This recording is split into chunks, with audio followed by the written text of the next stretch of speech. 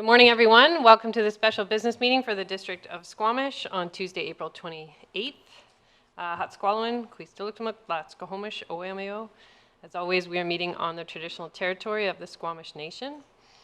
I will read our electronic participation procedure for everyone's benefit, even though maybe you all have this memorized. For councillors that are participating electronically, which is all of us today, please make sure that you keep your device on mute unless you wish to speak. If you do wish to speak, those that are connecting via video, you can simply raise your hand. For those who haven't been able to connect with their video, you can just say chair and I will add you to the speakers list. If there's a technical difficulty on your part, please contact the General Manager of Legislative Services, Corporate Services, that's Robin Arthurs today. And if we are having technical difficulties on our side, we will recess for 10 minutes to get everyone connected. Hello, Councillor Herford. What else? Am I missing anything else? We expect you to participate and be involved in the meeting.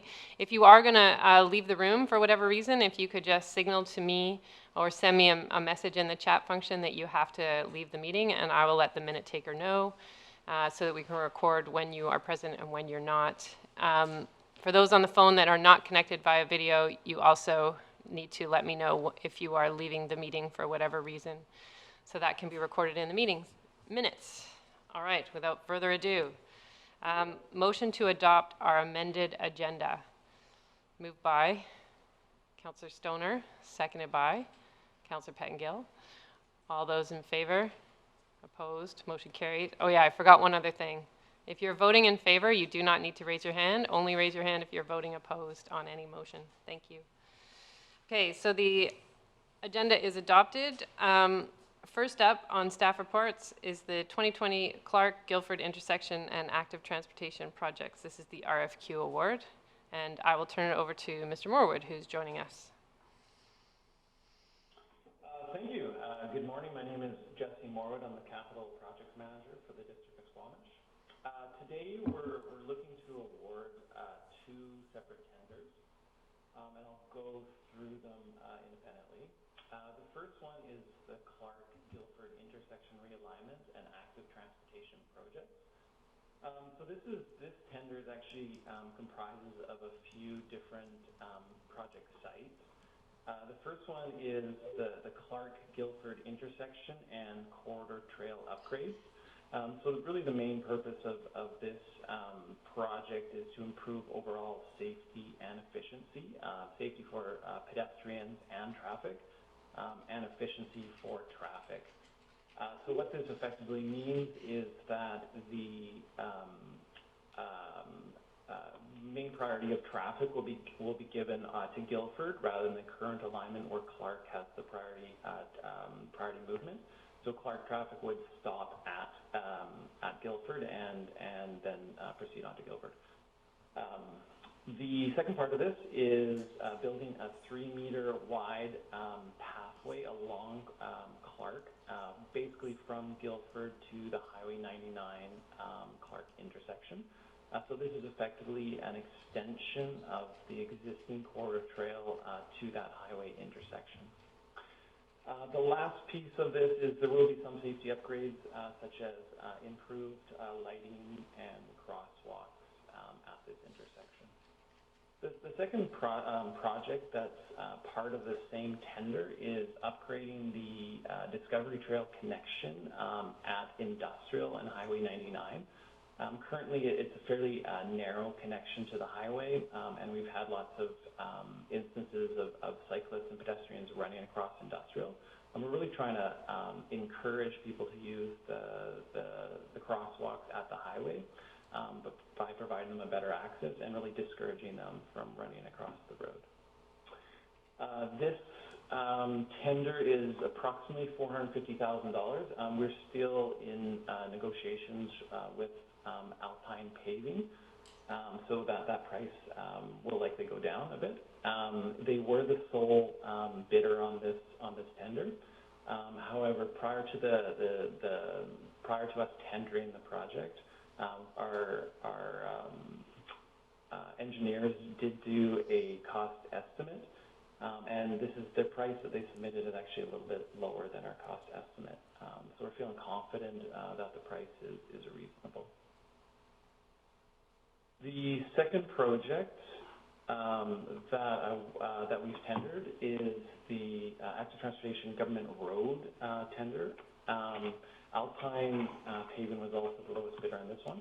The effective scope of this project is to build a 3-meter wide separated pathway along Government Road from Depot to Axon Road. This is part of our Safe Routes to School initiative. And effectively will give pedestrians and cyclists a safe place to travel in that area. It will be on the east side of Government Road. Also part of this project is to build basically a concrete island bulb out at Axon and Government Road, and this has previously been identified as part of the Safe Routes to School crossing at both Government and Axon at that location. We received 2 bidders, and again, Alpine was the lowest bid. For both of these projects, we do have budgets for the projects. They're within our budget estimates, so we're happy about that. The funding will come from a few different budgets. Certainly active transportation is the bulk of the cost, but there is some kind of road improvements and road portions that we'll be using the annual road reconstruction for, and as well as some other little miscellaneous stuff like fiber conduit installation that we coordinate at the same time. As far as engagement, we have done prior engagement for both of these projects. For the Clarke-Guilford intersection and then for the Government Road multi-use path. We sent notices to kind of a bunch of the residents who we thought would be most affected. We did receive comments back for the Clarke-Guilford intersection. We certainly tried to address those comments on our website and on the phone and email. We didn't receive any comments back about the Government Road multi-use path. Moving forward, certainly we'll keep our website updated, providing construction notices to those people that are in the vicinity of the work, as well as putting up a road signage to inform as many people as we can about what's happening and the impacts to them. With approval of these tenders, Alpine Paving would like to start on Government Road next week, and that is expected to take a few weeks, maybe three weeks or so, and then they would move to the Clarke-Guilford intersection as the next project. That's my presentation, and the recommendations are that we approve both these contracts to Alpine Paving and that the Mayor and Corporate Officer be authorized to execute this agreement. Thank you. Thank you, Mr. Morwood. Councillor, are there any questions? Yes, Councillor Stoner. And then I'll come to you, Councillor Anderson. Thank you. Through the chair, thanks for the presentation. I was just curious with regards to budget. The bulk of this is coming out of the active transportation budget, and most of that is coming from grants and other. And so I just want to make sure that those grants have been approved, and if not, how do we scale the contracts accordingly? Yeah, so right now, thank you for the question, through the Mayor.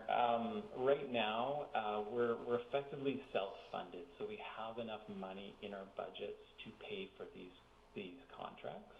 The grants, we have multiple grants submitted right now. Our hope is that the grants, we will get the grants and we can use them for these projects, and that would effectively free money up from our active transportation budget that either we could spend on other projects or we'd have a surplus effectively in the budget for this year. Good. Councillor Stoner? All right. Councillor Anderson. The frequently asked questions webpage for the Clarke Drive Guilford intersection was, I'm sure, very much appreciated by residents in the area. I wonder if you could confirm whether in the design of the intersection, left turns southbound from the hospital to Valleycliff will not be impeded by an island or something of that nature. Such traffic could include, well, hospital employees, school traffic, and also commercial traffic. Left-bound into Valleycliff from Hospital Hill through the intersection. Yeah, through the mayor, thank you for the question. So when we do designs for any kind of roadways, we do something called like turning. We do design turning movement. So effectively, we make the turns able to accommodate, or the lane width able to accommodate a certain size vehicle. Our design vehicle for that intersection, for that movement, is effectively a bus, which is a transit bus, which is kind of the main large vehicle. So certainly those buses can make that turn comfortably and meets effectively good engineering standards. There is a slight difference in the intersection alignment. So previously, that movement more or less has a free flow. It is a stop condition now, so they will come up to an intersection. They'll have a stop sign. They'll have to wait for traffic, any traffic on Guilford, and then they'll be able to pull on to Guilford. So it's a different alignment, but effectively they can make that turn safely. Thank you. Another question for Hospital Hill residents going downtown or coming to the highway. Scott Crescent is an alternate back route, if you like. During the period of construction, has consideration been given to potential use of Scott Crescent by residents from Hospital Hill to the highway? And if so, perhaps we may give some consideration to grading. It is also a very popular pedestrian route as well, Scott Crescent. Yeah, thank you for the question. Through the mayor, we haven't developed our traffic management plan yet. Alpine Paving would submit that as part of their package, and we'd review. We certainly can consider Scott Crescent. I'm honestly not sure on the condition of it and how applicable it is. I would like to give options to residents. There will be some impacts during construction, certainly, and anything we can do to improve their access to and from Hospital Hill is a benefit. So I think it's worth looking at, and we can review that as part of the traffic management plan. Thank you. Thank you. Councillor Pettengill? Thank you. With the Centennial Way development, we heard about traffic circle and some of the benefits there, and I'm just curious why we're thinking an intersection, a traditional intersection, rather than a turning circle for this project. Yeah, so through the mayor, we did consider a traffic circle at the beginning of this project. A traffic circle requires a fair bit of space in order to build, and what the impacts would be that we would have to either move infrastructure or build significant infrastructure in order to kind of fit it into what room we had available. Our expectation that the cost was going to be very high for a roundabout, and it was not a good business case financially to build it. An intersection is overall quite efficient. We did traffic modeling on it, and it's quite efficient. So I think for the overall best value for the district and efficiency of the intersection, the design that we landed on is the best option. Thank you. Seeing no other hands, is there a motion, Council? Councillor Stoner moves the staff recommendation, seconded by Councillor Anderson. Is there anyone who wishes to speak to it? I'll call the question. All those in favor? Any opposed? Motion carries. Thank you. Mr. Morwood? The next item on the agenda is the cancellation of regular business meetings. As people know, we have transitioned our regular business meeting schedule into special meetings to allow us a little more flexibility with scheduling. And given that all of our staff are working from home, it can be a challenge to hold meetings in the evening, so we are using the daytime. So we are going to cancel the regular business meetings for May 5th and May 19th. That is the plan. And use special business meetings to complete our business in the month of May. So if someone would like to move that, moved by Councillor Pettengill, seconded by Councillor Herford. All those in favor? Opposed? Motion carries. Next on the agenda is a resolution we sent to the Lower Mainland Local Government Association for consideration at the conference this May, which of course has been cancelled. It was then sent on to UBCM, which would be the next venue where it would be contemplated, and we still don't know what's happening with UBCM this fall. But they sent this one back. Our tiny home legitimization resolution asked for some clarification. And perhaps, Councillor French, you worked on this one. If you could just highlight for the public and council the pieces that were revised for our consideration. Yeah, so the analyst from the UBCM who has been handling this with us and working with me, what we initially in the resolution, I took a fairly voluminous amount of additional information and summarized and then shared it with the analyst to get thoughts from her on whether it would work or not, it would be appropriate. She said yes, that the way it was summarized, it was worded, it was to this point, we're just responsible to endorse a slightly new wording that gives a little bit more detail to the resolution. Okay. Any questions, councillors? And if you wish, I will. I'm sorry, I didn't catch that, Councillor French. Your bandwidth is making you a little bit choppy today. Yeah, copper wire into my complex is not great. You may wish to turn off your video if you want. Which I'll move the recommendation. Okay, it is moved by Councillor French, seconded by Councillor Herford. All those in favor? Any opposed? Motion carries. Okay, and we'll make sure that gets back to UBCM. Item 4 on the agenda. This is a late addition to the agenda from Squamish Climate Action Network. Ms. McJanet is here to speak to these two resolutions that are on our agenda. Ms. McJanet.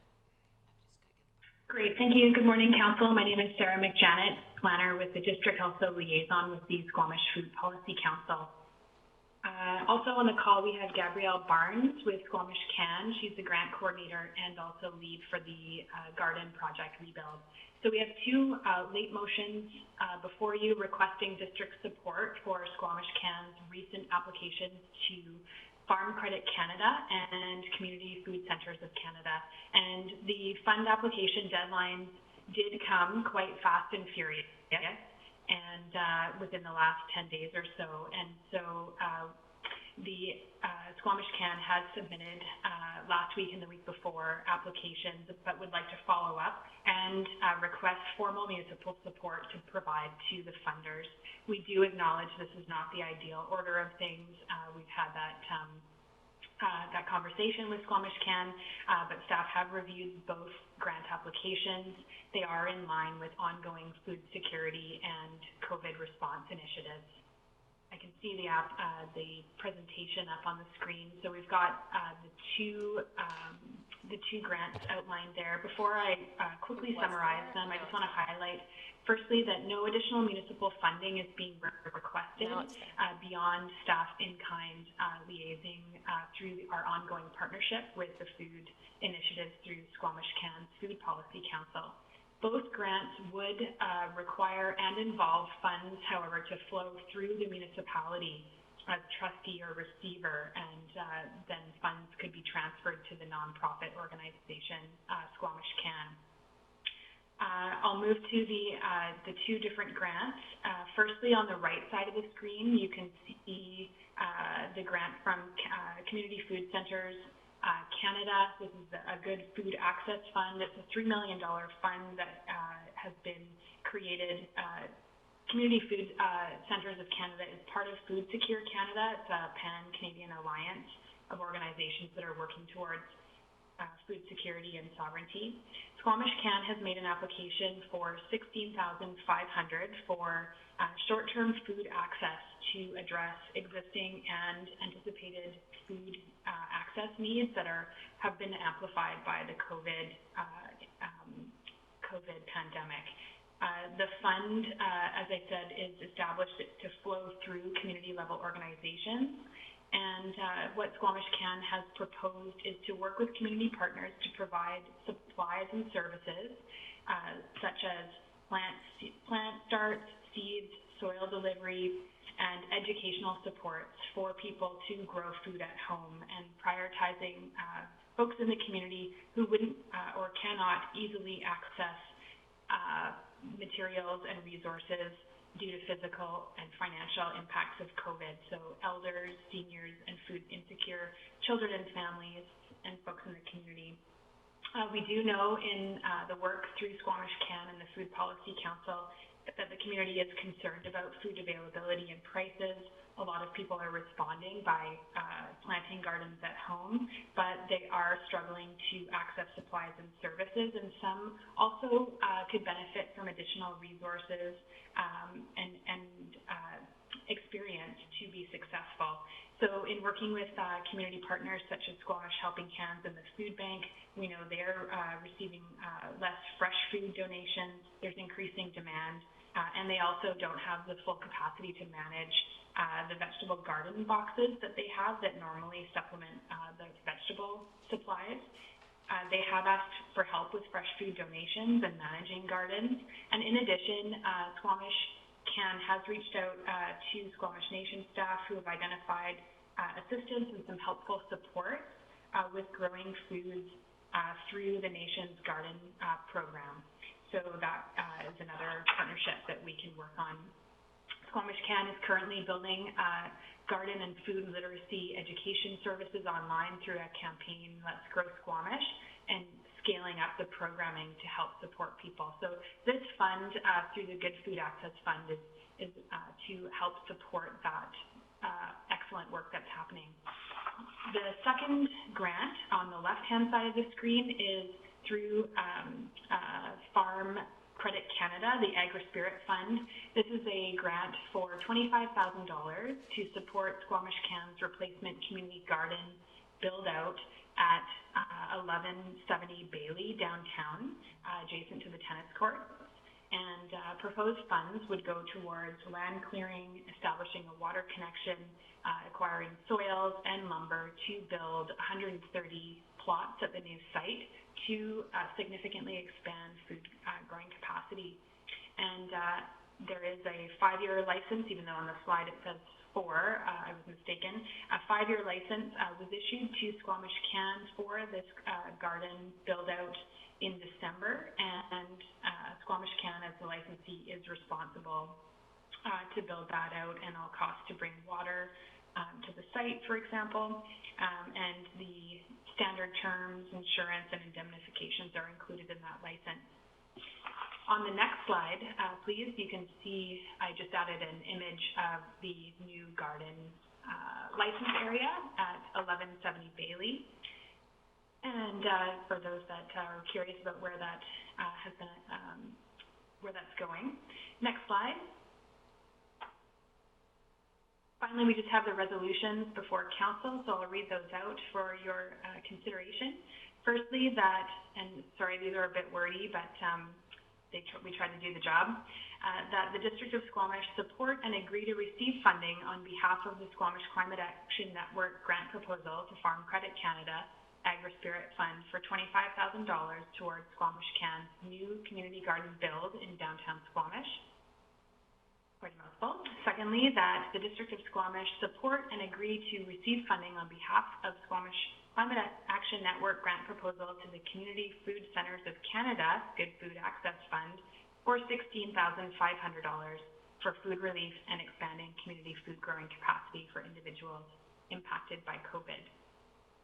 That is the end of the presentation, and Gabby and I are here to answer any questions that you may have. Thank you. Are there any questions, Council? Councillor Pettengill? Thank you. Somewhat related to this, and I think in the last few meetings I heard a mention of this, but are we starting to have any discussions or looking at dedicating or reallocating portions of our parks to food growth? I mean, the economic fallouts of things may last quite a while, so food issues may persist for a while, and so it seems like this sort of funding or other things we may do might align well with these grants. So are those discussions happening? Thank you for the question, Councillor Pettengill. Through the Mayor to Council, absolutely, this is a topic that's definitely on the table. Early discussions are happening. Staff haven't devoted specific times to sit down. We've been with Squamish Food Policy Council around identifying specific sites, but there's absolutely support both in the official community plan, recognizing that there's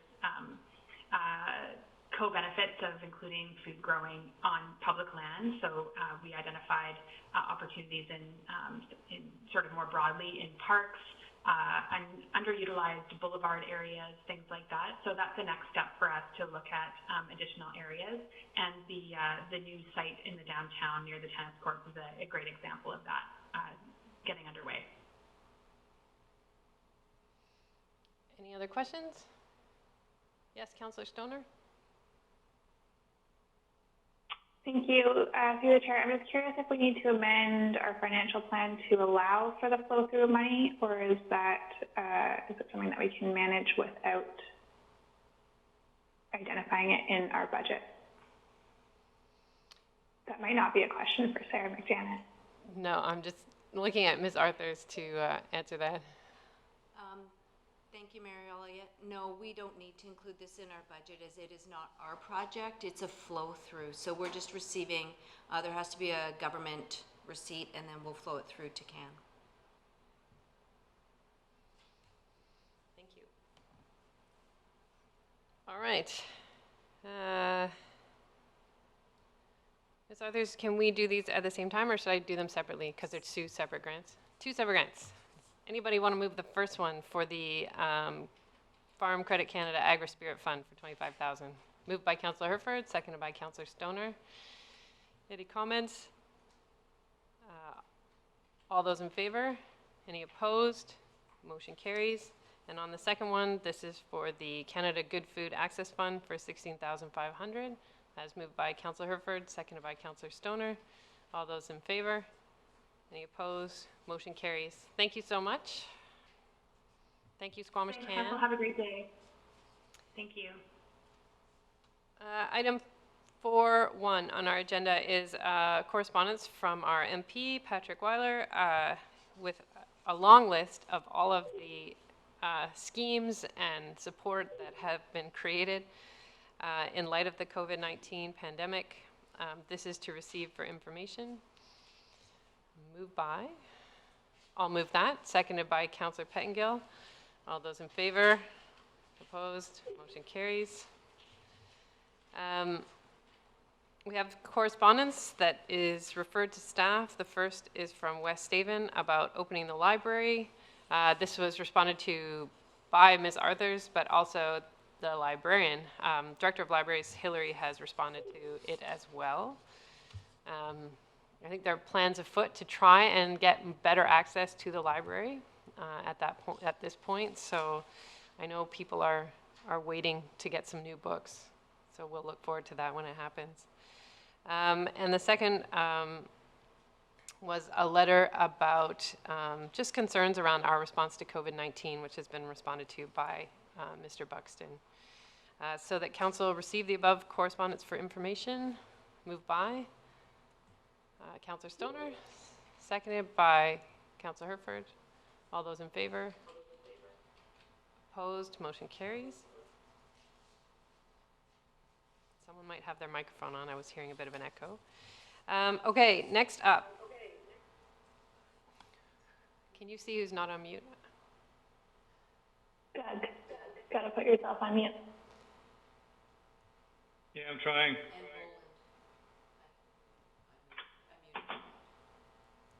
Can you mute? That's me better. Okay, thank you.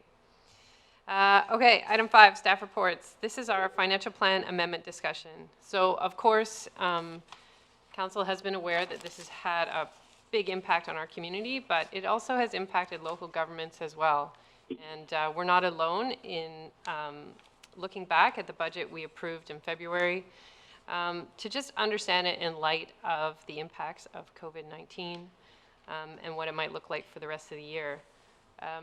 There has been some support offered to local governments to assist with cash flow, although not a lot, and certainly no information about how to support local transit systems in light of the lack of fare revenue we've been collecting. So we did ask staff to go away and look at our... Who is that? Not on mute. Linda. Hello. Can you... wait. Okay. I am going to turn over to Ms. Glenday to introduce the financial plan amendment discussion. Mm-hmm. And we're just going to bring up some slides. Okay. Thank you, Mary Elliott. Mary Elliott. I've only just started. Good morning, Council and Mayor Elliott. I will be introducing and presenting the initial part of the financial plan amendment. With me is Roland Russell, our acting manager of financial planning, as well as members of the CLT that will be helping with adding detail and providing more specific information as we go through. So staff, given the COVID-19 situation and at Council's direction as well, have spent quite a number of hours over the last couple of weeks preparing a proposal for our financial amendment for Council to consider in light of the shifting context that has come upon us very quickly with COVID. Next slide, Robin, please.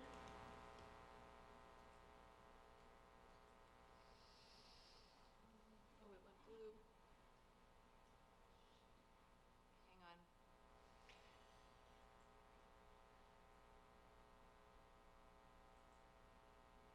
Okay, very good. Excellent. So the goals for the presentation today is to provide Council a brief, and the public a brief overview of what we did to review the current financial plan and our direction for the amendment, as well as if there is seeking direction from Council around the amendment. And if there's time and appetite, we do have information around how this has affected our tax rate bylaw proposal and information. If there isn't time or appetite to discuss this, we can certainly bring it back next week if we bring back the financial plan for amendment. Next slide, please. So in terms of what we did as staff to review the budget, ultimately we identified what will not be achievable this year. Given the reality now of COVID, it's certainly going on anticipated when it first started. We're into, I believe, week 7 of this response, and people working from home, facility shut down, trying to respond to working from home and stay on top of our strategic priorities. In addition, in terms of a lot of capital projects, we did seek information from contractors. There are some that are definitely willing and able to work, and others that aren't. In terms of our service level changes, we did look at some flexibility there. Again, we've got recruiting happening to build our internal capacity, which is still very much required given the service and the corporate work that staff need to continue to do to support Council, this budget process, for example, and then, of course, the ramp up that will occur. And then review our operating spending impacts. So again, any work within our operating that we don't want to cut going forward, but certainly believe that we won't be able to get to this year. Second is understanding the longer-term impact of the pandemic, making sure that our infrastructure rehabilitation, master plans, essential services are not negatively impacted. So in terms of looking at what we can't achieve in terms of scope, we also looked at prioritizing those things that are key for our essential services and infrastructure. Multi-year tax impact of delays and the economic repercussions of the slowdown. That is something that we are looking at in our forecasting and won't be included in today's presentation.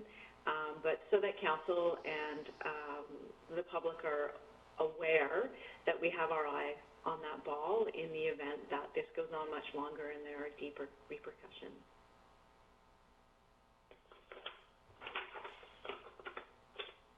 Okay, next slide, please.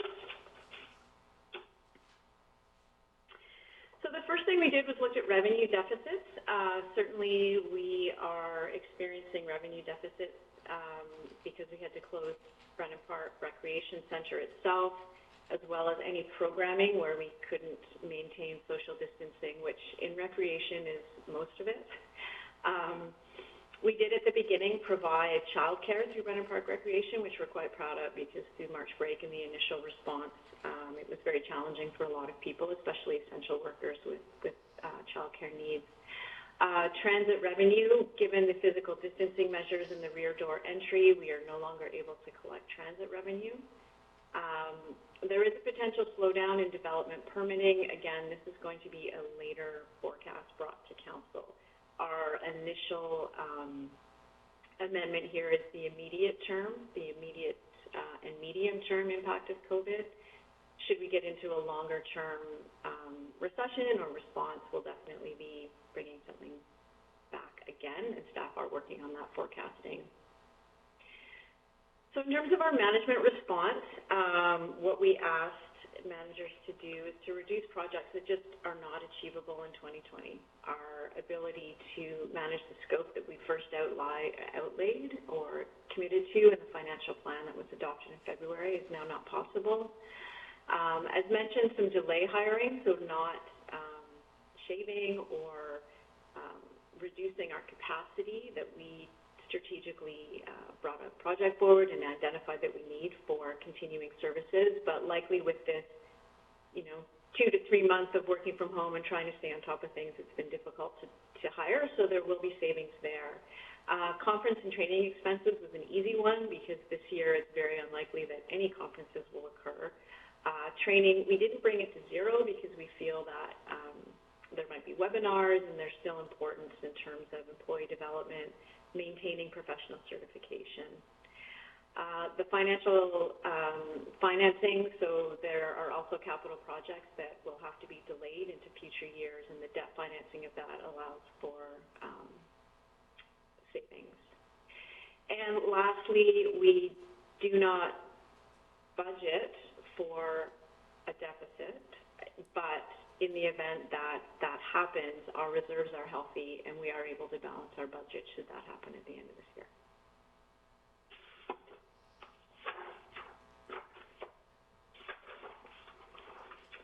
Next slide, please. And so coming ahead for you is our actual proposal in the numbers. So next slide, please. Thank you. Our original tax revenue requirement in the financial plan that exists was an increase to revenue of 1.96%. In looking at the COVID context, the budget has now been reduced by 2.8%. And that total is in this chart. So our service level changes as explained, special operating projects, and capital projects. And these are all of the reductions that directly affect the tax requisition. There are capital projects, which you will see in future slides, that we don't believe we can accomplish this year, that don't directly affect the tax revenue ask. They do affect debt servicing, but nonetheless, we want to highlight that those will not be achieved this year. So the 2.8%, just for clarity, is the reduction from the approved budget. So the revenue ask year over year is negative 0.7.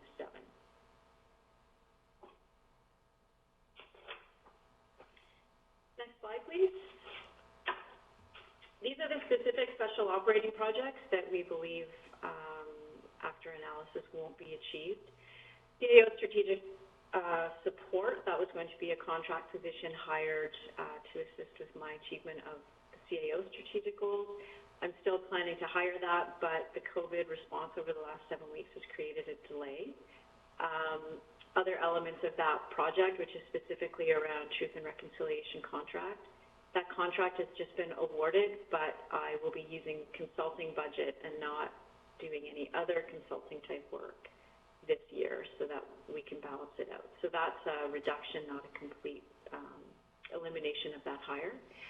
And then there are other projects on that list. Mr. Buxton is on the line and wants to speak to engineering. We have a late breaking switch of projects that I'm hoping the mayor I can have him speak to. Yes, good morning, Council. There is we're listing there the downtown streetscape concept designs.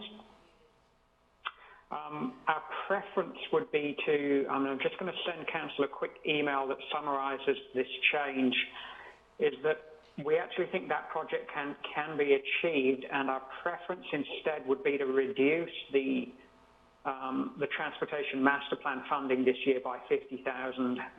That starts out by doing data collection, which we can't do until normal traffic patterns return. So that is inevitably delayed, and we're not going to be able to get to that until normal traffic patterns return.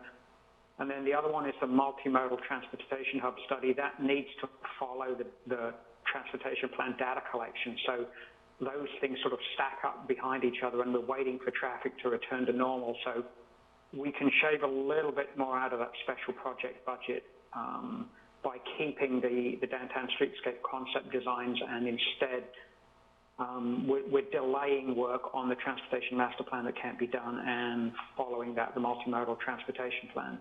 So that would be our preference in terms of moving special projects around in engineering. Sorry for the late breaking news on that one. Thank you.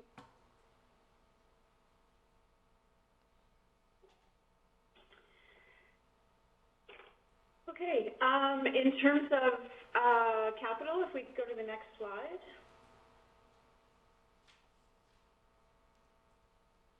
Thank you. So these are capital projects that are directly tax funded that will not be achievable this year or were reprioritized given we knew we had to take something out of the scope of our project. And the mechanical upgrades and dehumidifier, Ms. Say, our facilities manager, assured us that that was possible to deprioritize and do another year. And then Cleveland Avenue decorative streetlight replacement. This is the LED replacement. Again, not that it's not important. We don't have any projects that aren't important or key or frivolous that were easy to cut, which is, what we do is have all of our projects are impactful. That said, as you know, we can't do them all, so those three came out. And the last is the transportation system improvement, and these have to do with traffic calming. And again, it was just a prioritization. We can't get to everything, and what staff chose to prioritize in terms of our capacity was active transportation improvement versus traffic calming, and this will be delayed.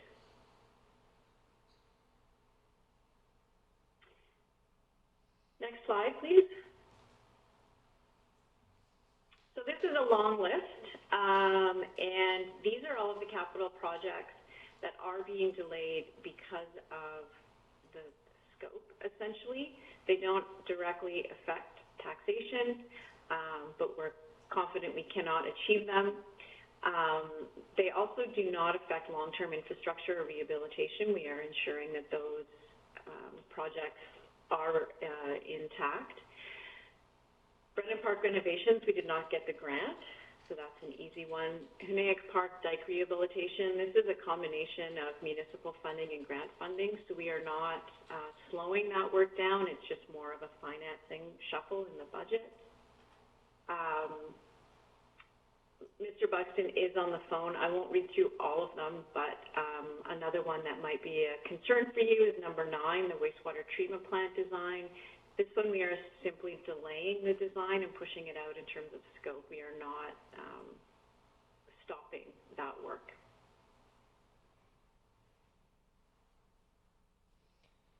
Council, is it helpful to go through each of these? Councillor Herford?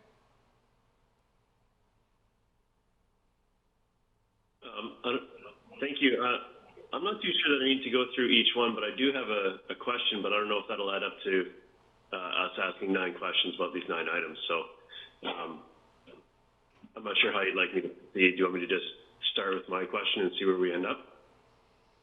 I'd kind of like staff to go through all 9 of them and put the context around them, and then council can ask their questions from there. Okay, sounds good. Thank you.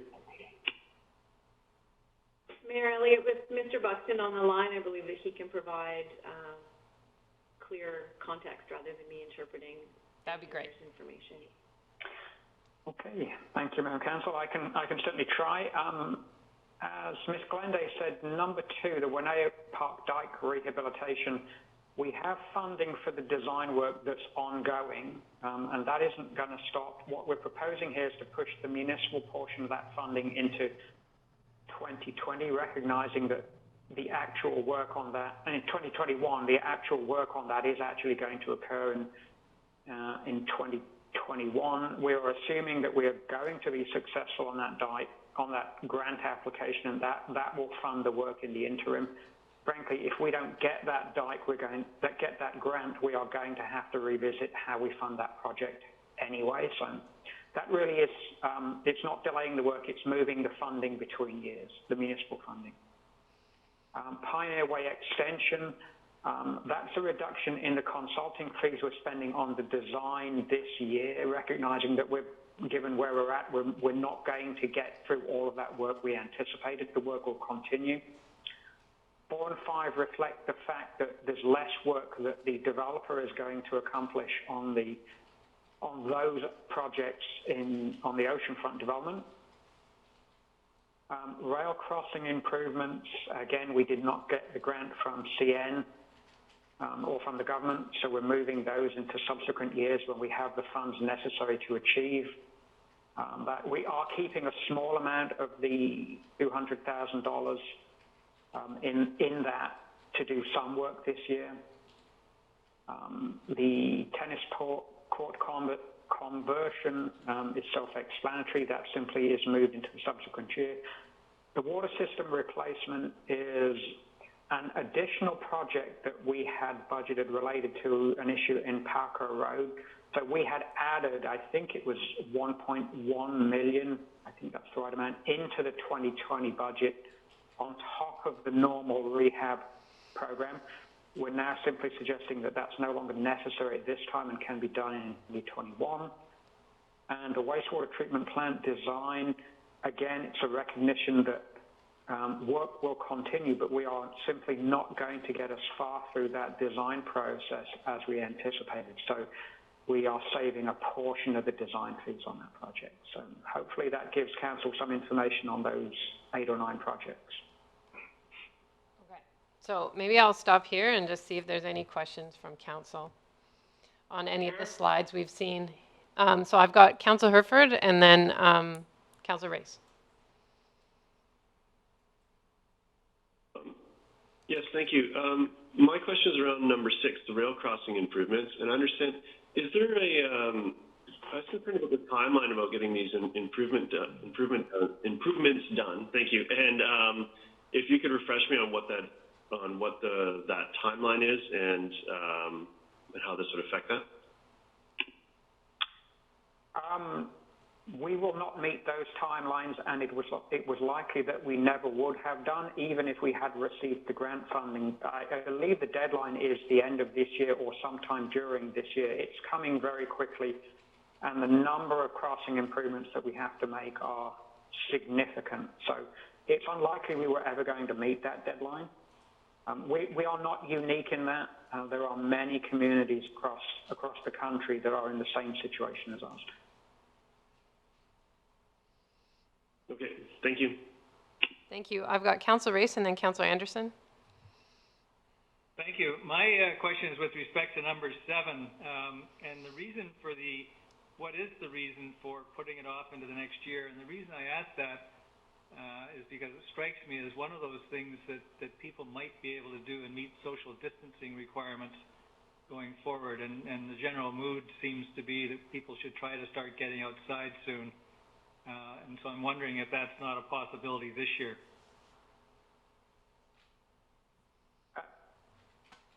In response, through Mayor, yes, I mean, anything is possible.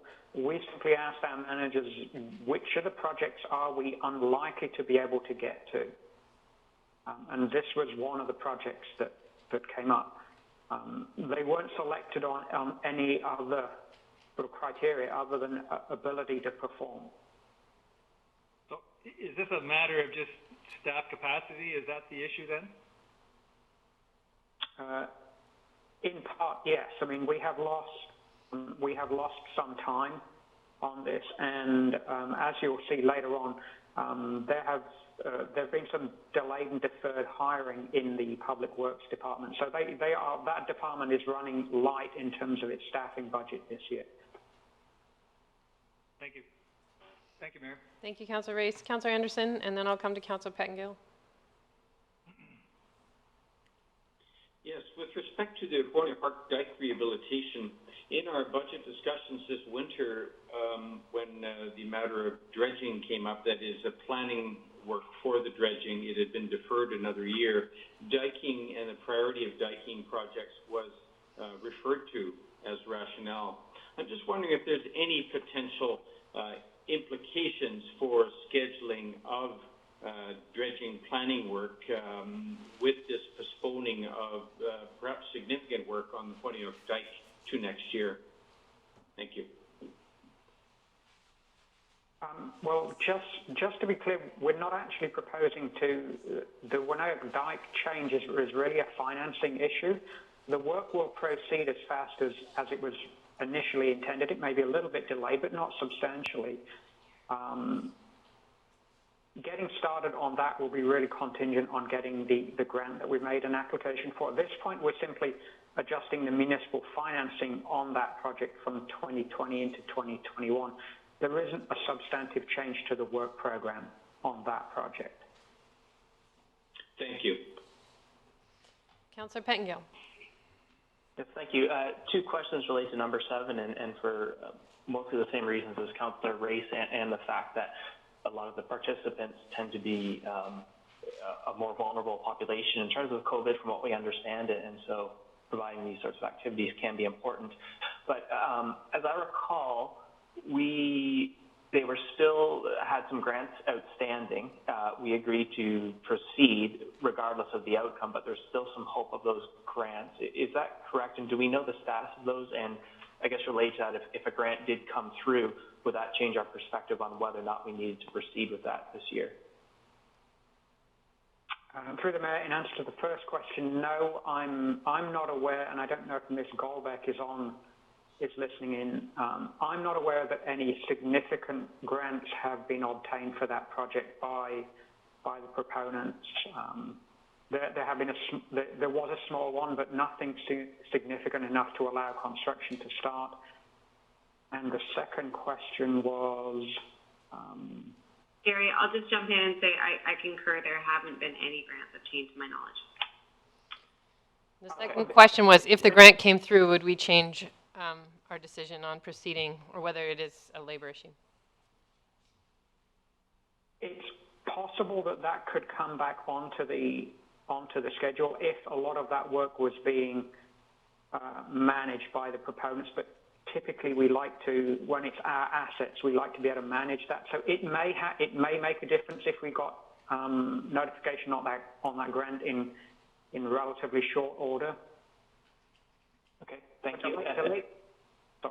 The later in the year that notification comes, the more difficult it is to try and make up that time.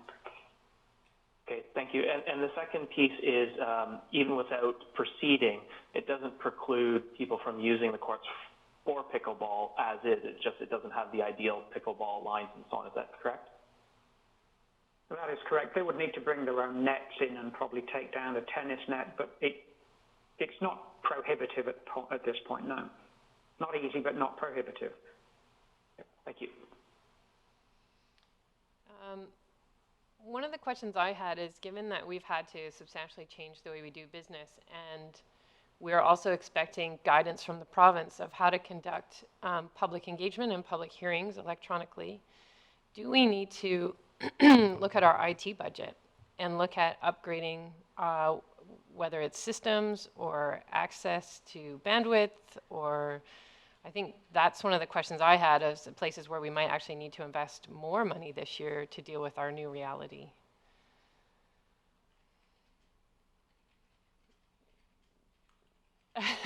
Miss Arthurs is going to speak, but you don't need to be on camera. Thank you, Mayor Elliott. We haven't turned our mind to cost exactly, but we do know that we could use some more of the Blue Jeans platforms as well. We're looking at various platforms, and I know planning are as well, for holding our public engagement processes that are required, and it's not likely that it's going to be Blue Jeans. It might be something different. As I said, I don't know what the cost is, but we might be prudent and include a sum, maybe up to $15,000 even, to help us to improve our abilities. We know that even with counselors, some of the devices that we've provided might be a little bit lacking, and we may need to replace some devices as well. So I would think that as far as licenses go, and maybe a couple of devices, up to $15,000 adding in, and then we could we won't expend it if we don't need it. Yeah, I think it would be prudent before we bring a bylaw back for readings is to look at that, whether it's licensing fees or upgrading technology. And I know that Mr. Buxton's late-breaking change saved us a further $20,000, and so that actually, if we left it at the $50,000 and took that $20,000 and put that towards IT, it might be wise. Any other questions to this point? We still have a few more slides, Council, so happy to proceed if you are. Okay, Ms. Glenday, are you doing the next few slides, or is that Mr. Russell? I will be doing the next few slides, and and then Mr. Russell will jump in if we need more detail, and then if Council wants to speak about tax rates, then he will be doing that part. Okay. So next slide, please, Robin. This slide here, Council, is for you. These are the all of the capital projects that we just spoke about, and the purpose of this slide really is to illustrate into 2021 the capital gets much larger again. We do want to point out that COVID ultimately is creating an interruption and a delay, and the purpose is not to load up 2021 and play catch-up. So we want Council and the public to recognize and be comforted that we are looking at making sure that the budget is smoothed over time and that we accept the delay versus piling on more tax increases next year, or more substantial or unrealistic, so to speak. So given that we've brought this forward to you in a rather quick fashion, we haven't had the opportunity yet to look at that smoothing and the longer term forecast as mentioned. Next slide, please.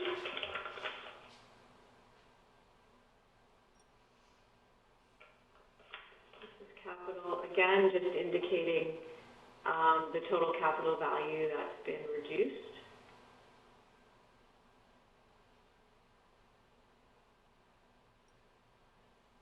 And the different funding. So you'll see on the right, the very far right column, the total reduction is $6.6 million. The tax effect of that is $440,000.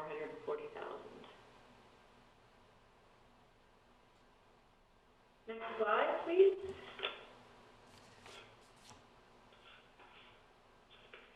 We talked about revenue loss.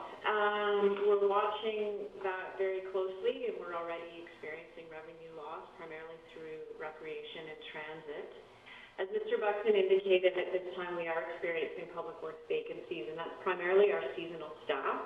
At this point, Public Works is very focused on, of course, providing our essential services, they always are, some park maintenance to ensure that everything stays at a standard that we can quickly ramp back up, our parks are open in terms of the fields for people to use, and as well, we don't want them to go fallow in the interim. That said, our seasonal positions, we have not yet had a chance to hire those, and that is creating savings, although it does delay some work, as Mr. Buxton indicated. And as I previously spoke about, our capacity growth that we need for our corporate services, given this interruption, it's imposed a delay, but also gives us an opportunity for some savings. And then again, significantly reducing our conference and training budget. Next slide, please. So council and the public has seen a table like this in the past, and this is our updated one with the adjustments that we've just gone through. So our total adjustment is an increase of 2.1%. That said, our property tax revenue from growth this year results in a negative 0.8% ask over last year's revenue.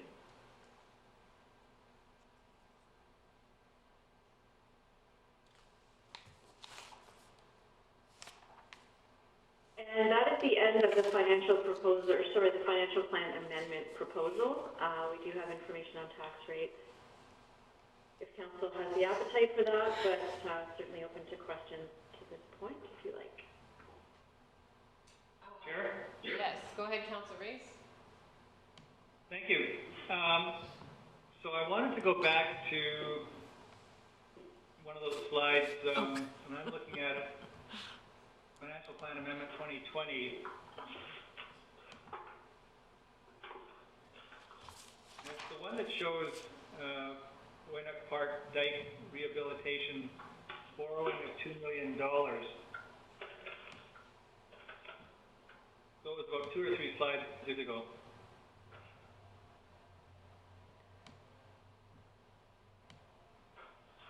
Slide 11.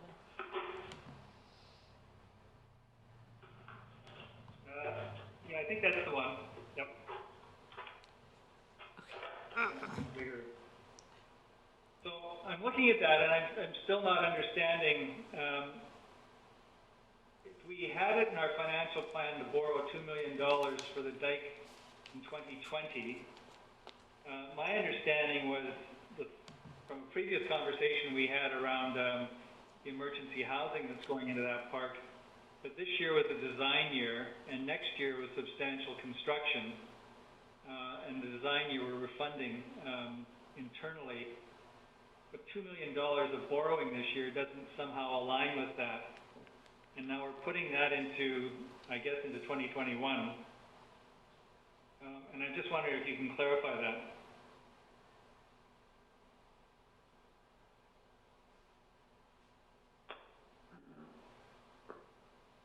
Mr. Buxton, is this? I wonder if that might, yeah, through the mayor. Sorry. This is I would recommend that Mr. Russell attack this one. okay. Mr. Russell? Well, we'll save it then, and I'll stop there. I've got another comment, but I'll stop there for now. No, I'm going to have Mr. Russell answer the question now. Okay. We need to unmute Mr. Russell.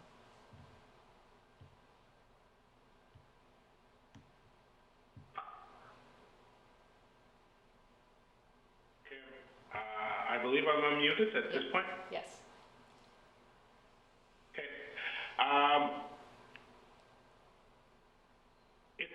This project is cost shared through grants and matching financing, or a portion of matching financing from the municipality. So we've identified our matching municipal financing on an annual basis to go with the grants. We had increased grant funding for this year in that we had anticipated that we would attempt to expand this project somewhat in 2020. And effectively what we're looking at now is we're suggesting that we would use the grant funding first, and we would defer the matching component of municipal funding until future years. So as Mr. Buxton had outlined, it's not a reduction in the overall program with respect to diking. It is simply a delay in committing the municipal portion of financing with respect to this project. I hope that answers your question. Any follow-up, Councillor Ray? Thank you. No, I'm good, thank you. Okay. Any other questions? Yes, Councillor Pettengill. Thank you. A couple. When there's a mention of reducing conference funding, is that staff conferences or does that include council conference budgets as well? Thank you for the question. Mayor Elliott, at this point, we have not reduced council's conference budget. This is just staffing. It seems to me that one, a lot of our conferences like LMLGA has already been canceled. I'm skeptical about UBCM. I think if it does happen, it's important for us to attend, but I'm not sure it will. And so, I don't know, from my perspective, that's a budget we should probably consider. The other thing, I was just wanting to understand better the process of, passing the financial plan or amending it now and then doing it again in a few months. And my reason for asking that is, I think a lot of the programming on the feds, especially, have been doing is probably really necessary, but it's money we don't have. So it means, regardless of what happens with COVID itself going forward, we, I think, have to expect significant service cuts and or tax increases in the future because billions and billions of dollars we don't have gone out the door. I suspect that means at very least informal downloading to us. So I think our economic picture going for the next few years will change significantly, and I don't think we're able to wrap our heads around what that is yet. So I'm just, I guess, wanting to better make sure we're clear on the process to be agile and adapt as we go forward. I do believe we have legislative deadlines to meet, Councillor Pettengill. Yeah, so I'm not suggesting, to be clear, that we leave this open. I'm generally comfortable with what I've seen so far, but I'm expecting that we are going to learn a lot more, say, 6 months from now, and find ourselves in, I expect, a different circumstance. So what is our ability at that point to make further adjustments? Can we do another amendment at that point if we need to? Mayor Elliott, I will start to answer that question. I also know that Linda Klassen is on the line and can likely provide more specific finance information. We absolutely concur with that idea that the economic outlook and the future for the district in terms of years, not just the next 6 months or 9 months in 2020. I guess it's less than that now, time is flying. This is really the quick response to what we know now to meet legislative requirements. Ms. Klassen will be coming forward to council to talk about an alternative tax scheme and other ways that we can pivot to respond to this. The long-term forecast in terms of a deep recession we are currently working on. Linda, beyond amending the financial plan in the future for that this year, I don't know if Ms. Klassen does have more information for that. Good morning, Council. This is Linda Clausen. At this point, the future for us, the financial future is a little bit uncertain. I think we'll take one step at a time.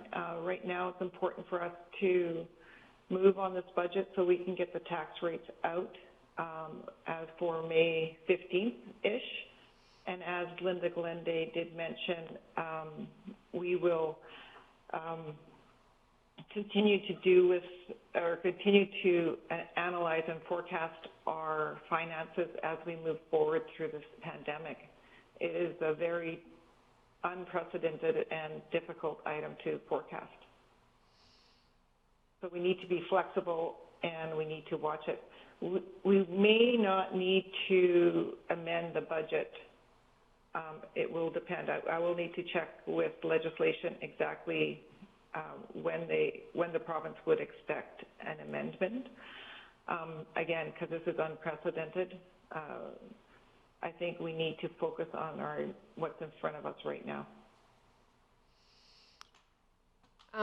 One of the questions I had is that the province did announce 3 mechanisms for local governments, and I'm wondering if any of these budget amendments require us to, at this point, take advantage of any of those self-funding mechanisms. So we can borrow from capital reserves, we can hold on to the school tax, and only after we've done those 2 things could we do some borrowing from MFA. So I'm wondering if we've had to do any of that or consider that in these current amendments.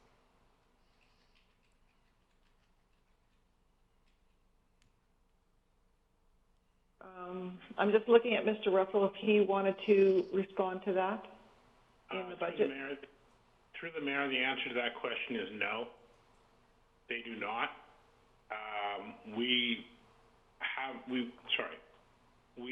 are not required to borrow internally or externally to meet the commitments that we've put before you with respect to changes in the financial plan. Great. Okay. Any other questions?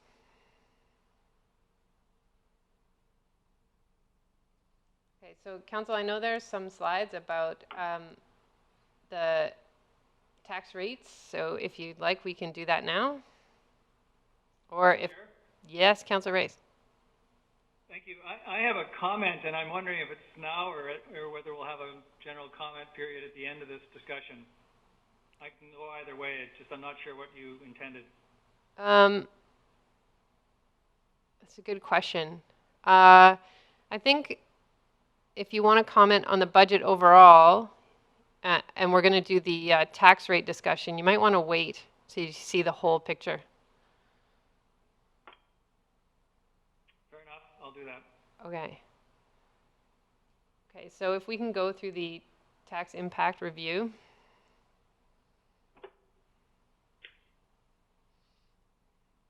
Thank you, Mayor Elliott. As discussed, I will pass this part over to Mr. Russell. Good morning. If we could go to slide 15, please. So I'm going to talk about the tax impact review. As the last slide, thank you. As the last slide pointed out, we are projecting a slight decrease in taxes year over year for the municipality. I want to start with talking with an explanation of what we've done and what changes have been made year to year, year over year, with respect to our tax rates and tax ratios.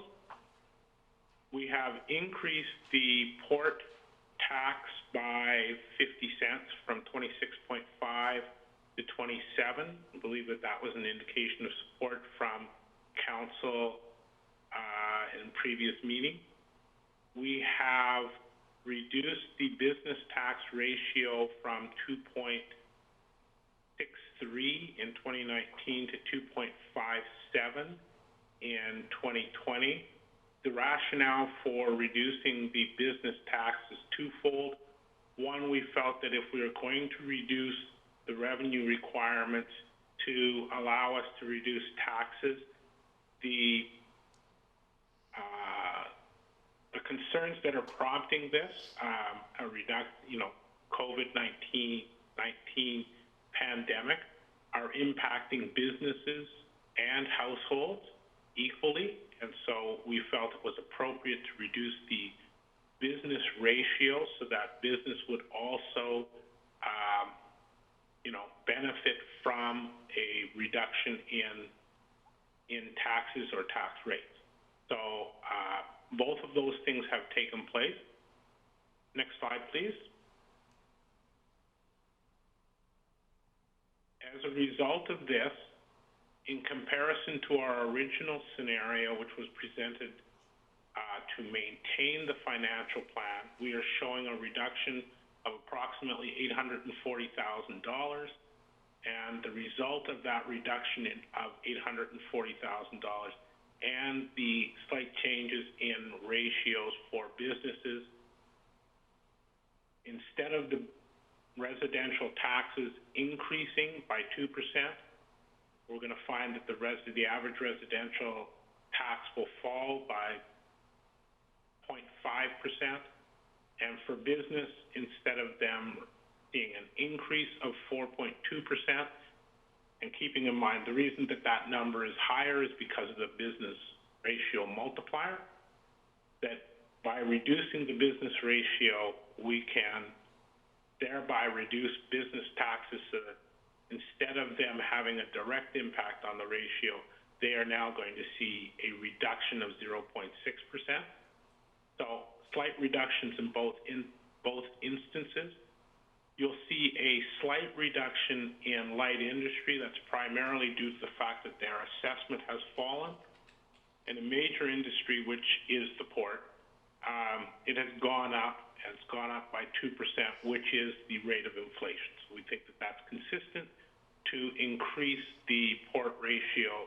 It allows their tax increase this year to match the rate of inflation, which is primarily driven by an increase, their tax increase is primarily driven by an increase in the land valuation assigned to the port.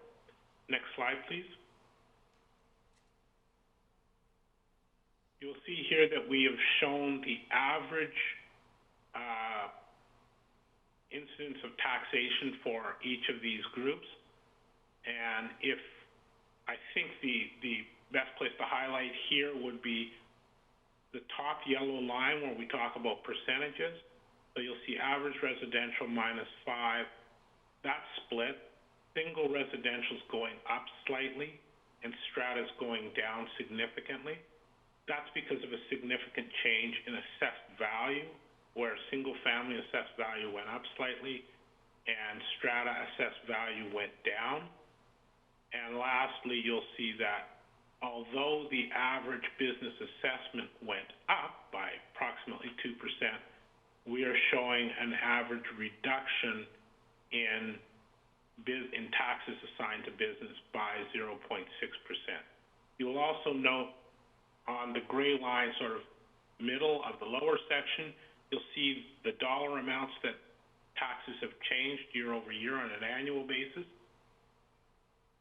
And although these amounts may not seem significant, I think it's important to note that in this time when there's a lot of pressure on both personal household finances and on businesses' ability to maintain their cash flows, the district is doing what they can to try to reduce strain that taxation is placing on our residents and our businesses. Next slide, please. This is a comparison of strata. Again, it simply outlines the fact that we're showing different rates of change in assessment. Downtown the valuations are falling much faster than they are in Tantalus, where they're holding even. So you're going to see different rate increases, or different rate impacts, I should say. Next slide, please. This shows the same for businesses. You'll see that businesses in downtown area have shown an increase in their assessed value. As a result of that increase in assessed value, even though we are reducing the tax rate, businesses in the downtown area along Cleveland business area are going to show a slight increase in expenses year over year from tax standpoint, whereas in Tantalus, because of a slight decline, I shouldn't say a slight decline, because of a very stable assessment, they're actually going to see the impact of lower tax rate more effectively on their tax bill. Next slide, please. So that is the end of our tax rate presentation. Those tax ratios and rates have been created to reflect the amendments as proposed for the financial plan that were reviewed by Ms. Glende earlier this morning. We're effectively at the end of our presentation, and these are the two recommendations that we have before Council. As always, we are more than willing to address questions at this time. Thank you very much, Mayor and members of Council. Thank you, Mr. Russell. Council, any questions? Councillor Pettengill? So I think in our last discussion, we talked about putting the major industry rate up to the BC average, recognizing that we don't have anyone aside from the port in that class, and the port is sort of handled separately anyway, so it won't have an impact on anyone's bill this year. But I think that's something that we agreed to in our last discussion. Through the chair, to address the answer to that question, that may well be, and Councillor Pettengill and other members of Council, I apologize if that was overlooked. It's been a pretty busy week and a half, and I may simply have missed that recommendation to increase the tax on Class 4 major industry.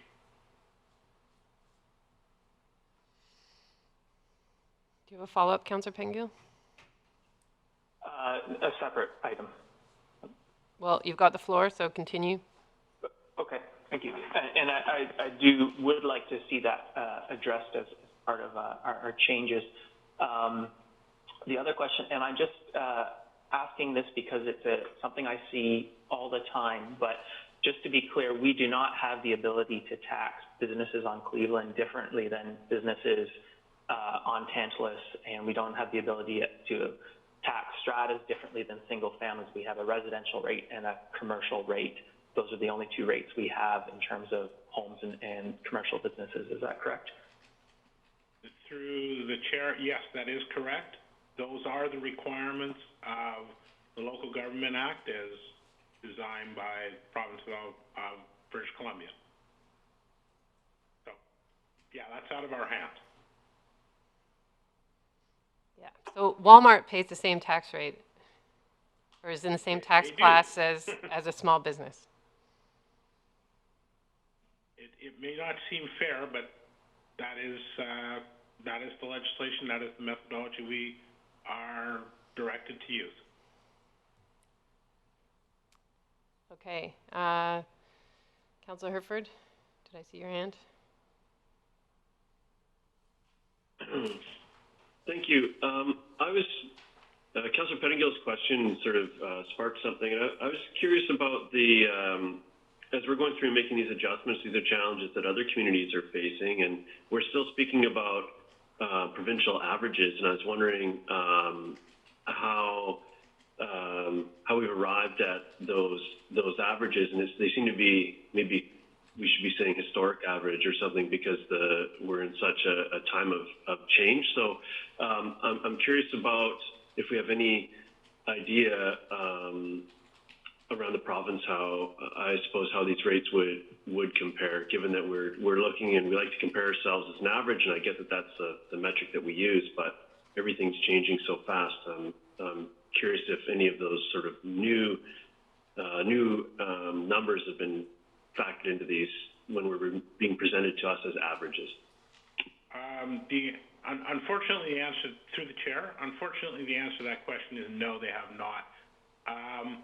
This document that we use to calculate the average is based on a data set provided by the province. So when we pass our tax rates by mid-May, we also submit those tax rates to the province along with other financial information, which the province uses for data gathering. And they use the tax rates, they use those tax rates to create this data set that we base the averages on. So because we're still at the end of April and have not approved our tax rates and have not submitted them to the government, in all likelihood, most other municipalities have not also. So we don't know what the 2020 values are because we haven't finalized them and we haven't submitted them to the government. So this is the most accurate and up-to-date information we have available to us.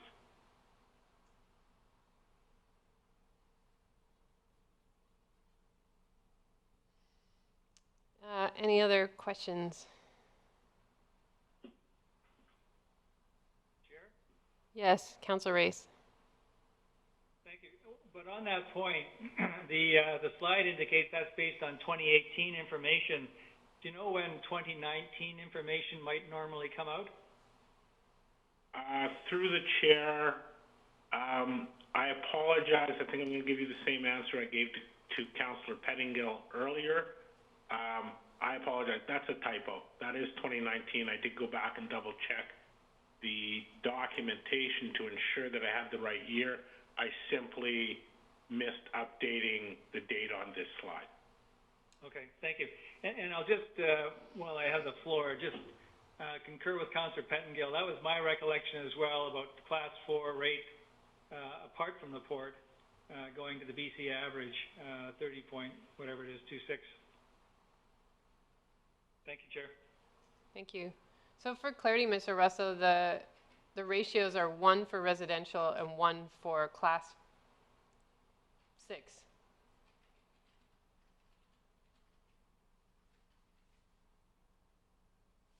Sorry, I believe the ratio is 1 for residential and 1 for Class 9 farm, and the other ratios are a multiplier of that number. I believe Class 6 has a ratio that is equal to, for business, is 2.5. 2.57 is the business ratio, which would be the Class 6 ratio, in comparison to the residential equaling 1. Or have I misinterpreted your question? No, I think I'm confused by slide 16 where it says reduce the business ratio, business percent equals the residential percent. So it's not the ratios that are equal, it's the percent of revenue that they're... Yeah, we were attempting to match the percentage change in taxes. And so you'll see that one's minus 0.5, one's minus 0.6. To be fair, I think that's rounding as much as anything. I think it's probably like 54 and 58. Yeah. And so from businesses have till October 2nd to pay their taxes. And so have we done a risk analysis about what this looks like if people miss that deadline and our cash flow? This is our property taxes are the only revenue stream we have. So I'm curious about, we have this revenue ask, we're putting ratios next to it, we anticipate this revenue coming in, but of course, if people actually don't pay their taxes because of financial hardship, where does this leave us? Through the chair, I'm going to defer because I believe that question is covered in Linda Klassen's presentation on alternative tax schemes. So if that's all right with you, I'm going to defer that question to her. Well, maybe in light of the fact that we have to vote on forwarding this budget and setting these tax rates, can someone give me some assurance that we feel okay on cash flow till we have our committee of the whole this afternoon? I believe that Linda Klassen is on the line. If she is not, I will give you, having read her presentation, I know that is covered, and I know that we talk about what the potential impact is. Yes, it has been factored in. Yes, we have taken into consideration the impact of delaying tax receipt until September, and also taken into consideration potential impacts of a fall in actual tax collection. And clearly, if there's a significant fall in tax collection, it will have an impact on our overall cash outlook. And we administration has been contemplating different scenarios to address that. Thank you. Okay, we have then I think two motions in front of council. One is to amend the 2020 to 2024 financial plan according to what we saw today. The other is that that the tax rates and ratios in scenario 5 presented today be applied for the tax rate bylaw for 2020. So we need to move those separately. Councillor Stoner? So question. Yep. Question, Chair. I was wondering for the first motion if we wanted to include some language about an additional line item for IT. That the District of Squamish amend the 2020 to 2024 financial plan according to the report provided by the CAO on April 28th, with consideration given for any additional IT costs we may incur to support our work through the remainder of 2020. Chair? Yes, Councillor Race. Thank you. This is where I was going to make a comment, even though the motion isn't quite on the table yet, but generally I agree with where that would be going, except for the pickleball issue. And what I would like to consider and see if there's an appetite for is leaving that. I take staff's point that there's a resources issue about getting to that project this year, but of all the things that we've talked about reducing in the budget, that's the one that seems to me to have the most personal element to it for a portion of our population, and also to be most consistent with how we might come out of this current crisis as an activity that can be maintained. And as I say that, I noticed on one of the slides, it showed the source of funding, the same slide I was referring to when I had asked the question about the park. It shows the source of funding as grant and not taxation. And so that doesn't appear to have happened.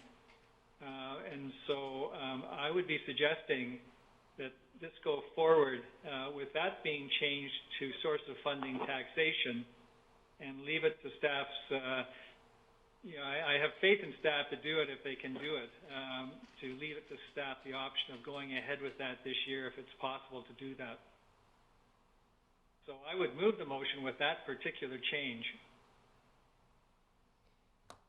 I know we've had this debate when we went through the budget, and my history, if I recollect properly, is that there wasn't support for taxation. There was support for leaving it in the budget under the grant to enable the community group behind this, if they were successful in the grant, for this to be able to move forward in this fiscal year.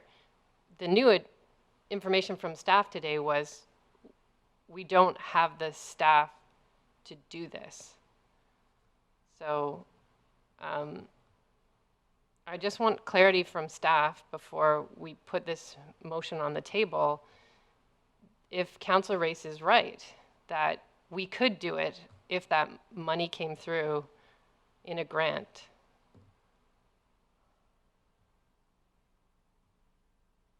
I don't know whether that's the CAO or Mr. Buxton, but we need clarity. Is this about money or is this about people? My understanding, Mayor. Oh, go ahead, Gary. Through the chair, to the Mayor, Council. It was a bit of both, but I did check in with Mr. Smith, and he says that work is probably going to be contracted out. So if the grant does come through, it probably is possible.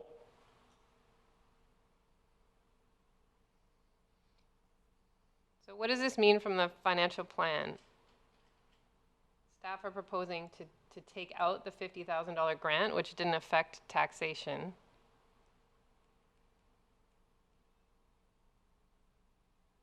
So it had no direct tax impact, Councillor Race. This was on the list of capital projects that wouldn't get done.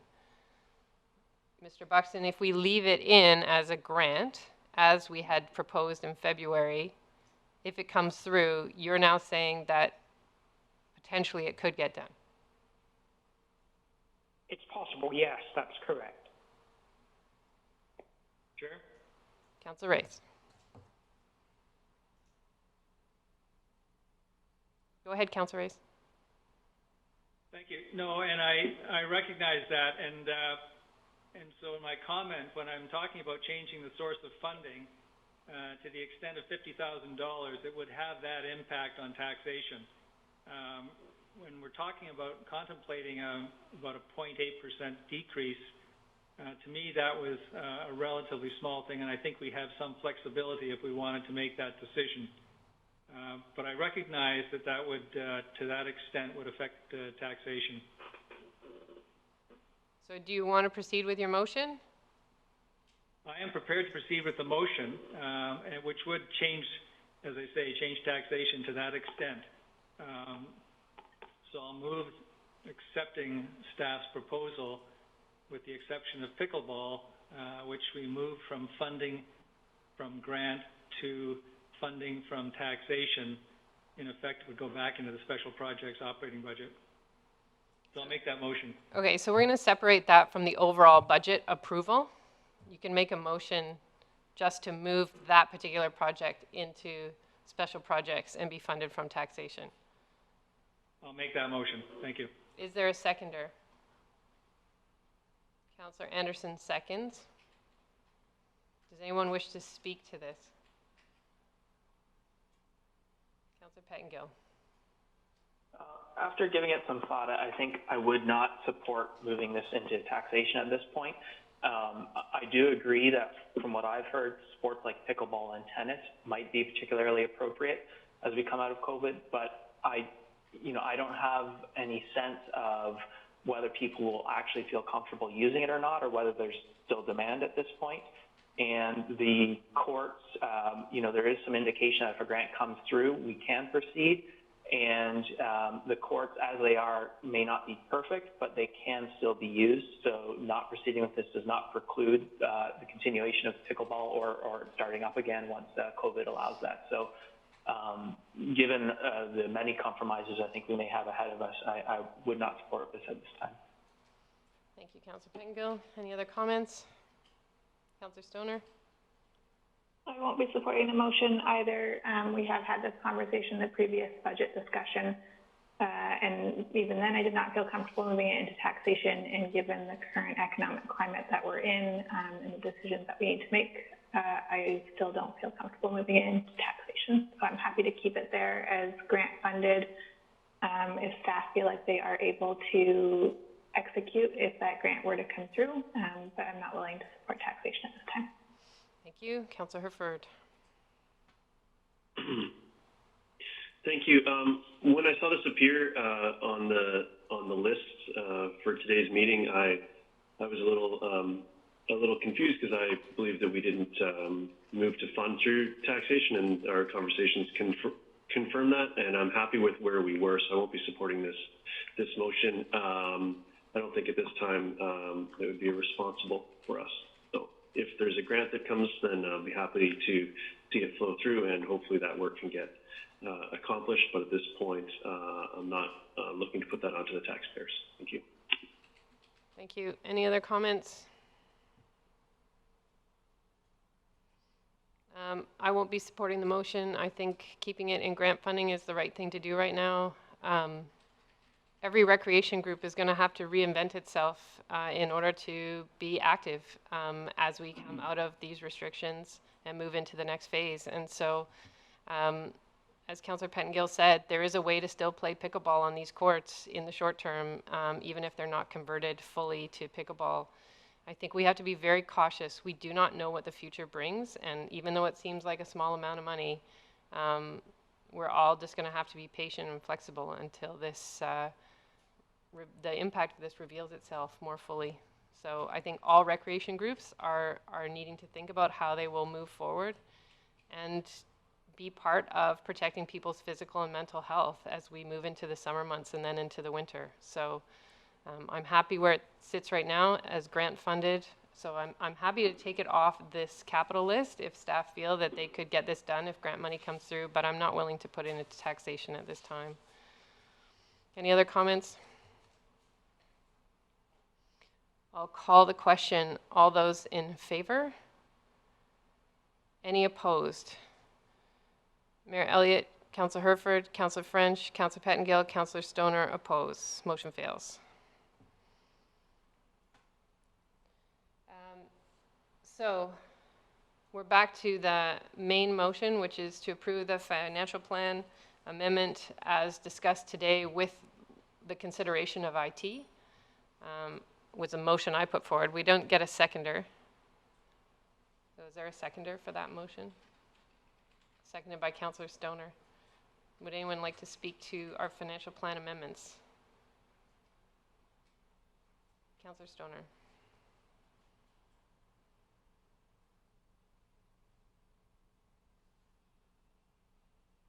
Yeah, Councillor Stoner. Sorry, I didn't hear you say my name. Thank you. Just a note of thanks to staff for doing their due diligence on the budget and bringing this forward.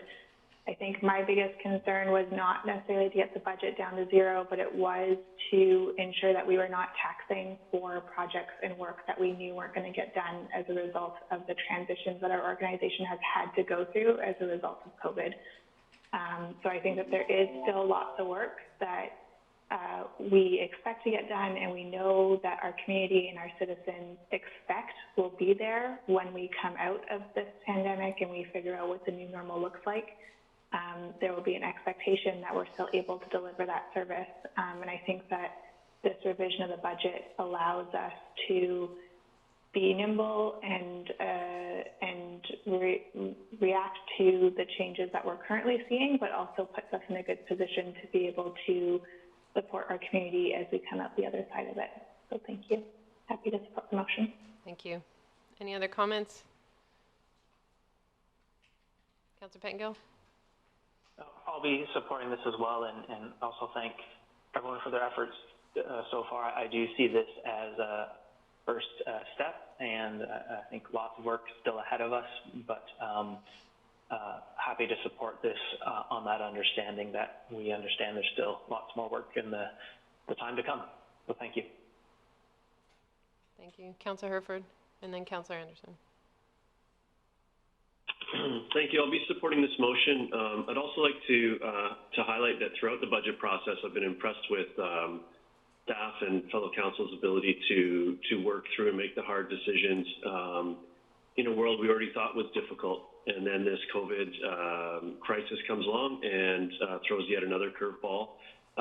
And I'm happy to see the reductions we've been able to make, and a decrease in overall taxation is always unprecedented things for unprecedented times. So I think it's the right course of action, and I appreciate everyone's work on it. So I'll be happy to support the motion. Thank you. Councillor Anderson? Yes, just a point of clarification that we are dealing with the tax rates and ratio in a separate motion, or is it in a combined motion? Separate. Thank you. Any other comments? I think this is the right direction. I think it is the right balance without sacrificing what previous councils and this one have worked hard to do, which is to protect our infrastructure and our master planning so that we're not unfairly burdening future councils. I think it's a testament to the hard work of the last few councils to build up our reserves and to make sure that we have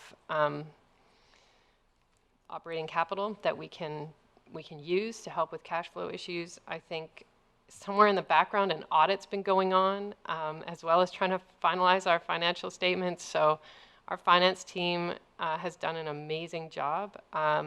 They were on this before they even had council direction. So they knew there was risk and started working on the analysis. So, you know, other councils are looking at having to reduce tax increases that were sitting at the 6 or 7% range. I think this council was wise in considering affordability right from the get-go and focusing on strategic initiatives, and was able to bring in a budget that was less than 2%, which is the lowest I've seen in my years on council. And that made it easier, I think, to get to where we are today to support our community in trying to enhance affordability further as they grapple with the financial strain of COVID-19. So yes, there's more forecasting to do, and we have to continue to monitor our risk as we understand the economic impact of this. But I think this is a really good place to be. And I'm proud of the work of this council and the staff who've supported our budget discussions. It's going to be a whole different conversation as we start to do budget planning this summer and into next year without still really understanding what the future looks like. So, you know, we've got to, I think, hold the line on focusing on our priorities, making sure we maintain the financial health of this community for years to come by focusing on what's important. And I think today is a good start with that. If there's no other comments, I will call the question. All those in favor? Any opposed? Motion carries unanimously. Thank you. So next up is the motion on the tax rates and ratios. And this is that tax rates and ratios in scenario number 5 in the report to council on April 28th be applied to the preparation of the tax rate bylaw for 2020. Councillor Pettengill, are you moving that? I was going to move it with an amendment. What I was going to move is that the tax rates and ratios in scenario 5 in the report to council, April 28th, 2020, and a change to the heavy industry rate to the 2019 BC average be applied to the preparation of the tax rate bylaw for 2020. So moving major industry to the 2019 average?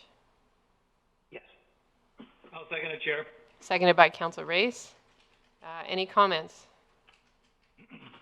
Councillor Anderson? Yes, I'd like to express a little bit of caution regarding the proposal, which I will support at this time, moving the major industry rate, the Class 4 major industry to the BC average. I think in some ways it's a little bit abstract to consider this without some other review. And specifically, I think this proposal ideally should be reviewed with 3 things in mind. We have our zoning bylaw changes that we'll be discussing upcoming, and BC assessment itself has cautioned that there could be some implications for the different classes and where people land with our proposed differentiating of industrial zones. This is something that the planning department are aware of with BC assessment. Secondly, economic development strategy, and thirdly, our neighboring municipalities, rather than just looking at the BC average, we have some specific industries that for which neighboring municipalities and what's going on there is more of relevance. Now, my main concern is that we'll forget our conversation this time around. We'll forget the rationale. This has happened in the past. There are several scenarios for major industry. We could look at land parcels, and 2 of them are First Nation lands, and 2 of the scenarios are industries or types of industries that are relevant to First Nations business in this corridor. So these are conversations and considerations for another day, but I'd just like to express caution that we are reviewing this tax rate change in kind of an abstract way. I'm expressing myself clumsily, but it does deserve some other context, looking at other contexts for it. But we'll leave that conversation for another day. I just wanted to express that caution for next time. Thank you. Thank you very much, Councillor Anderson. Any other comments? Chair? Yes, Councillor Race, go ahead. Thank you. And just to follow up on Councillor Anderson's point, in my time on council, it was actually my first budget that I participated in 2009, where we were going into a business slowdown generally in the province. And we lowered or we changed the tax rates for commercial, for light industrial, to the BC average, and that's where that started to make us attractive for future investment. We also at that time had a historic mill rate, and I forget exactly what it was, but it related to the wood fiber pulp mill, and I forget the exact numbers, but we lowered it from that number At that time, the port rate, 27.5, because that was the only other heavy industry in town was the port. And once again, the thought was to make it competitive and fair, so we would attract potentially other industries. And it was just about the middle of last term, actually, that we adjusted the heavy industry rate, the Class 4 rate, not the port, to the BC average, consistent with our approach on the other two business classes, the Class 5 and 6. So I think just keeping it a BC average shows, first of all, an approach of fairness in allocating taxes, notwithstanding the fact that we don't have an industry there, but our approach to industry generally, it's a fair allocation compared to the rest of the province of the tax burden. And secondly, to potentially make us attractive for future investment, if it fit with our plans for a heavy industry. And so show that we are a fair tax environment. So I think it is, at this point, appropriate. It's one of these things that we look at every year, and so we have the ability to react if it turns out not to be what we want it to be. Thank you. Thank you, Councillor Race. I will call the question. All those in favor? Any opposed? Motion carries. Thank you. Okay, so we now have, we'll have a recess, but I need a motion to close prior to that. Moved by Councillor Stoner, seconded by Councillor Herford. All those in favor? Opposed? Motion carries.